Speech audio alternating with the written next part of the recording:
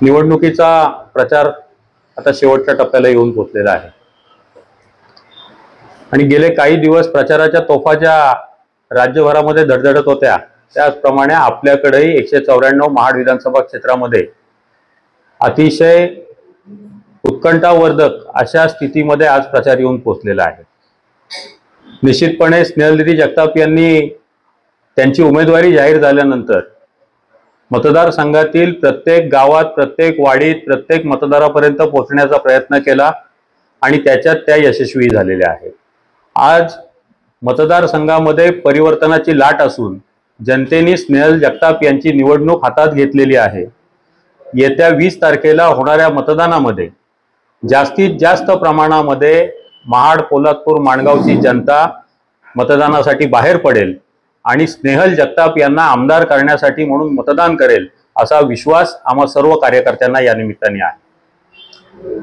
या पलीकडे जाऊन जेव्हा प्रचार सुरू आहे तेव्हा त्याचबरोबर काही अपप्रचारही सुरू आहेत आणि ते खोडून काढण्यासाठी म्हणून आपणा सर्वांना या ठिकाणी बोलवलेलं आहे। आपण सर्वजण जाणता टप्प्याटप्प्याने आपल्या प्रत्येक समाज बांधवाचं, मग सुरुवातीला बौद्ध समाजाचे बांधव असतील, नंतरच्या काळात मुस्लिम समाजाचे बांधव असतील, मग देशमुख समाजाचे बांधव असतील, मग नायक मराठा समाजाचे बांधव असतील, अशा सर्व समाजांचा आमदार गोगावलेंना पाठिंबा अशा आशयाच्या बातम्या त्या निमित्ताने प्रसिद्ध झाल्या। या बातम्यांची फारशी दखल घेतली गेली अशातला भाग नाही, पण या पत्रकार परिषदेच्या माध्यमातून मला समाजामध्ये दुही पसरवणाऱ्या लोकांना एकच सांगायचंय, आपण निर्माण केलेली समाज व्यवस्था ही अनादी कालापासून चालत आलेली आहे।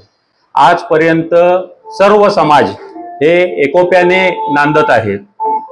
केवळ निवडणुकीच्या राजकारणासाठी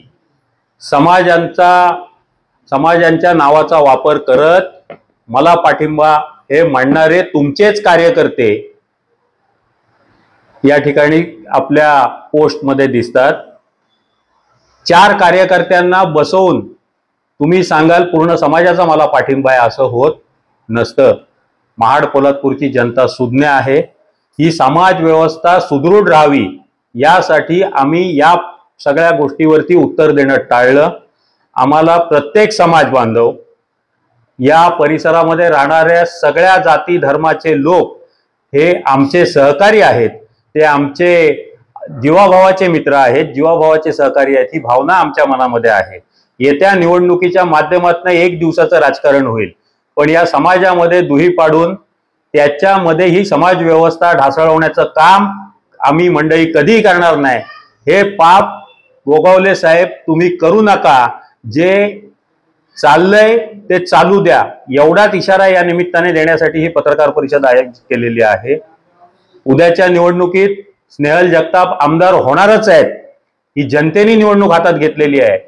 हे असे खोटे नाटे 4, आता त्याला शब्द मी वापरणार नाही, 4 तुमचेच पदाधिकारी तिथे पत्रकार परिषदेमध्ये बोलताना दिसतात।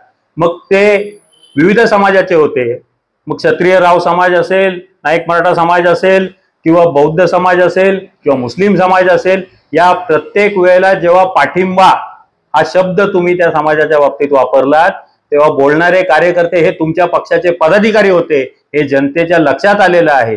याखेरीज या सर्व समाजातल्या लोकांना, जनतेला आज परिवर्तन हवंय। शिक्षणाच्या समस्या सुटल्या पाहिजेत, रोजगाराच्या समस्या सुटल्या पाहिजेत, या ठिकाणी पाण्याच्या समस्या सुटल्या पाहिजेत, दळणवळणाच्या समस्या सुटल्या पाहिजेत। या सर्व मुद्द्यांना घेऊन स्नेहल जगताप निवडणुका लढतात। आम्ही विकासाच्या मुद्द्यावर निवडणुका लढतोय।